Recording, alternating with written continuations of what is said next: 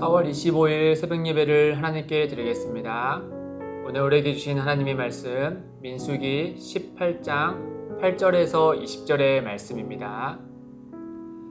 여호와께서 또 아론에게 이르시되 보라, 내가 내 거제물 곧 이스라엘 자손이 거룩하게 한 모든 헌물을 내가 주관하게 하고 내가 기름 부음을 받았으므로 말미암아 그것을 너와 내 아들들에게 영구한 몫의 음식으로 주노라. 지성물 중에 불사르지 아니하는 것은 내 것이라. 그들이 내게 드리는 모든 헌물의 모든 소제와 속죄제와 속건 제물은 다 지극히 거룩한즉 너와 내 아들들에게 돌리리니 지극히 거룩하게 여김으로 먹어라. 이는 내게 성물인즉 남자들이 다 먹을지니라. 내게 돌릴 것은 이것이니 곧 이스라엘 자손이 드리는 거제물과 모든 조제물이라. 내가 그것을 너와 내 자녀에게 영구한 몫의 음식으로 주었은즉 내 집에 정결한 자마다 먹을 것이니라. 그들이 여호와께 드리는 첫 소산 곧 제일 좋은 기름과 제일 좋은 포도주와 곡식을 내게 주었은즉 그들이 여호와께 드리는 이 땅에 처음 익은 모든 열매는 내 것이니 내 집에서 정결한 자마다 먹을 것이라. 이스라엘 중에서 특별히 드린 모든 것은 내 것이 되리라. 여호와께 드리는 모든 생물에 처음 나는 것은 사람이나 짐승이나 다 내 것이로되 처음 태어난 사람은 반드시 대속할 것이요 처음 태어난 부정한 짐승도 대속할 것이며 그 사람을 대속할 때에는 난지 한 달 이후에 내가 정한 대로 성소의 세겔을 따라 55세겔로 대속하라.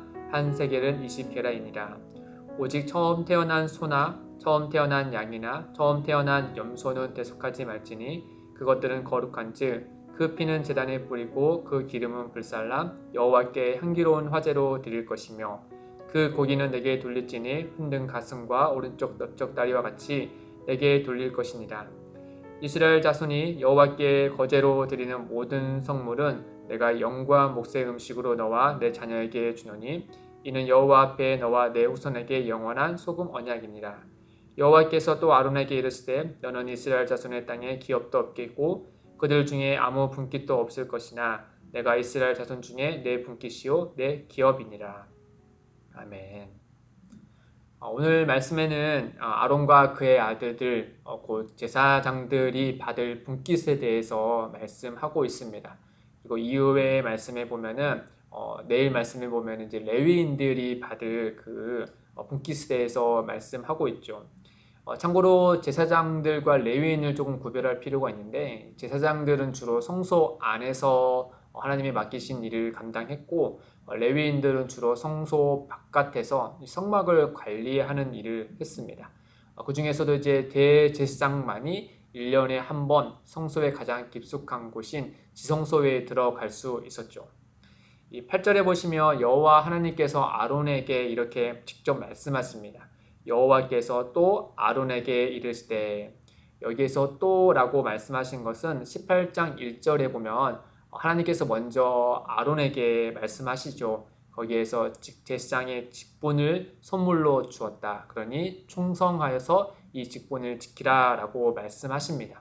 그러면서 그 맡긴 직분에 따라서 그 일에 충성할 수 있도록 이 제사장 계열의 그들에게 분깃이 이와 같다라고 말씀해 주고 있는 것이죠. 이 분깃은 제사장들이 받는 이 기업과 분깃은 다른 11개의 지파 사람들과 달랐습니다. 11개의 지파 사람들은 다 땅으로 받았죠. 근데 제사장들은 또 레위인들은 그와 같지 않았습니다. 왜 이런 차별이 있었는가에서 우리가 좀 이해할 필요가 있는데 하나님께서 처음 난 자들은 다 하나님의 것이다 라고 말씀하셨죠. 이 출애굽 때 10재앙 마지막 재앙 때 장자의 죽음 그리고 이스라엘 가운데 어린 양을 먹으면서 장자의 죽음이 지나가지 않았습니까? 그런 다음에서 하나님께서 말씀하시기를 이스라엘의 처음 난 것들은 다 하나님의 것이다 라고 말씀하셨습니다.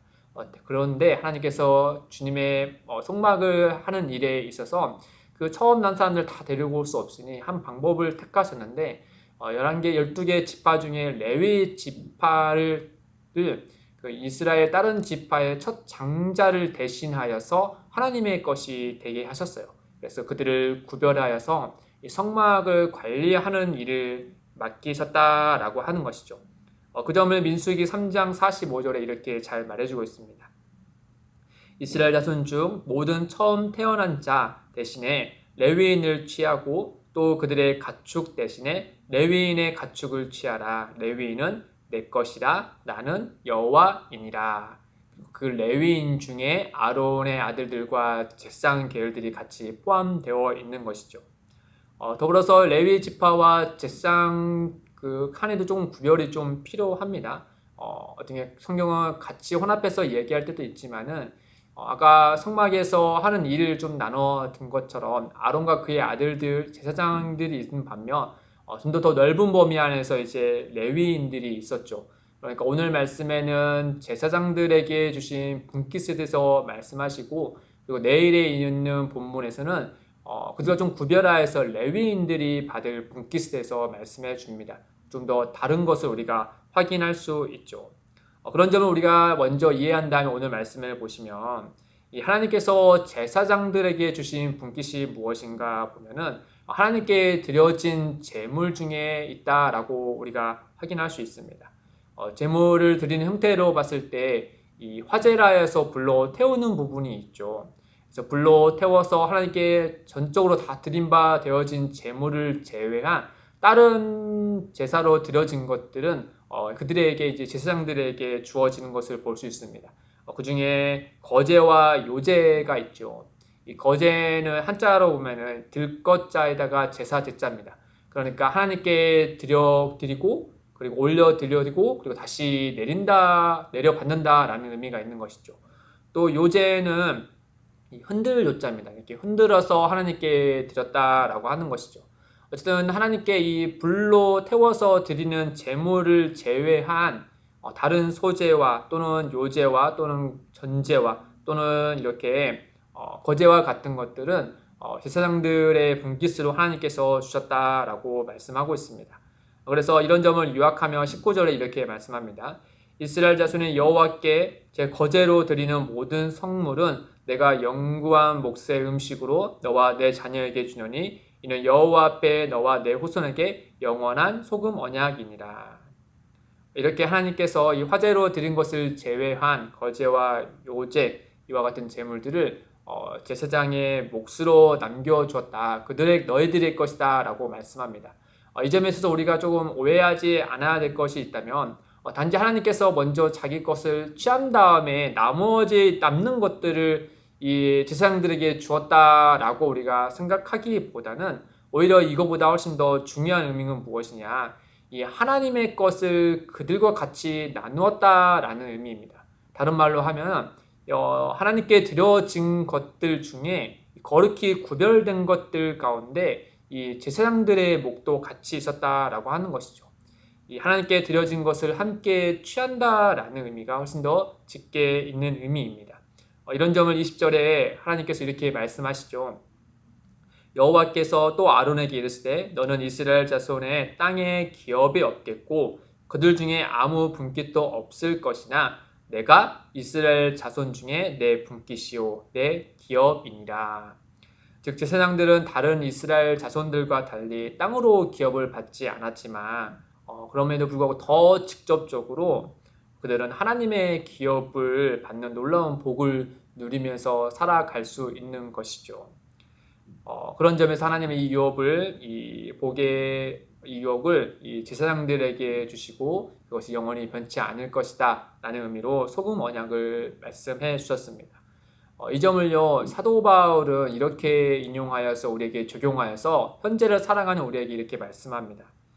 이 고린도전서 9장 13절과 14절에 보시면요 사도 바울이 이렇게 얘기를 하는데요. 이 성전의 일을 하는 이들은 성전에서 나는 것을 먹으며 제단에서 섬기는 이들은 제단과 함께 나누는 것을 너희가 알지 못하느냐. 우리가 방금 살펴본 내용이죠. 이와 같이 주께서도 복음 전하는 자들이 복음으로 말미암아 살리라 명하셨느니라. 이 과거 성전에서 일하는 제사장들은 성전에서 나눈 것으로 살았다라는 것을 바울이 알고 이와 같이 말씀하시죠. 그러면서 오늘날 주님의 복음을 전하는 자들, 성전에서 주의 일을 감당하는 것과 같이 오늘날 주님의 그 복음을 전하는 일을 하는 자들은 그 복음으로 말미암아 살 것이다. 이렇게 명령을 받았다라고 우리에게 말씀해 주고 있습니다. 사랑하는 성도 여러분, 오늘 민수기의 말씀을 좀 더 좁게 우리가 적용하며 아마도 교회에서 사역하는 이 교육자들의 생계와 관련된 말씀으로 확인할 수 있을 겁니다. 그런데 이것을 교육자 안에만 우리가 적용하기보다는 좀 더 넓은 의미로 또 사도 바울이 이야기한 바를 우리가 생각했을 때 복음으로 살아야 할 모든 성도에게 해당되는 말씀이다라고 하는 것이죠. 우리 각자는 저마다 다른 방법으로 생계를 유지하면서 살아갑니다. 그럼에도 불구하고 그리스도 예수를 믿는 우리 모두는 공통점이 있죠. 바로 그리스도인들은 복음을 위해 택함을 받았을 뿐만 아니라 또 그 복음으로 살아야 하는 자들이다라고 하는 겁니다. 곧 하나님이 우리에게 주신 성도의 고유한 사명, 곧 복음을 위해 살 때 하나님은 우리의 유업으로서 우리의 삶을 인도하시고 책임지신다라는 말씀인 거죠. 그 소금 언약과 같이 오늘날 예수 그리스도 안에서 그 새 언약을 맺은 우리에게 살아갈 때 복음으로 우리가 살아갈 때 하나님은 우리의 인생을 그들을 책임지듯 같이 우리도 책임지시고 인도하신다라는 겁니다. 사랑하는 성도 여러분, 혹여나 오늘을 살아가기가 힘든 분이 계십니까?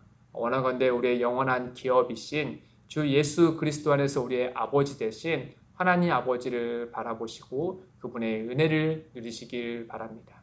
함께 기도하겠습니다. 하나님 아버지, 주 예수 그리스도 안에서 우리를 택하여 하나님의 자녀 삼아 주셔서 감사합니다. 우린 그리스도 예수 안에서 모두 하나님의 자녀임을 고백합니다. 하나님께서 우리의 아버지이심을 우리가 늘 기억하고 오늘의 삶에 일용할 양식을 주님께 날마다 구하는 자녀다운 자녀가 되게 인도하여 주옵소서. 더불어 복음을 전하는 자들이 복음으로 말미암아 살리라는 말씀을 우리의 삶의 방향의 중심으로 삼게 하셔서 주의 영광을 위한 오늘을 살아가도록 주님 인도하여 주옵소서. 감사하며 예수님의 이름으로 기도드립니다. 아멘. 오늘도 두 가지의 기도 제목을 두고 기도하겠습니다. 첫째, 우리의 영원한 기업이신 하나님 아버지를 날마다 바라보게 하시고 하나님의 은혜로 오늘을 살아가게 하옵소서. 둘째, 기쁨이 되는 교회가 복음으로 말미암아 사는 교회가 되게 하시고 하나님의 크신 영광을 드러내게 하옵소서. 이를 위해 함께 기도하며 나아가겠습니다.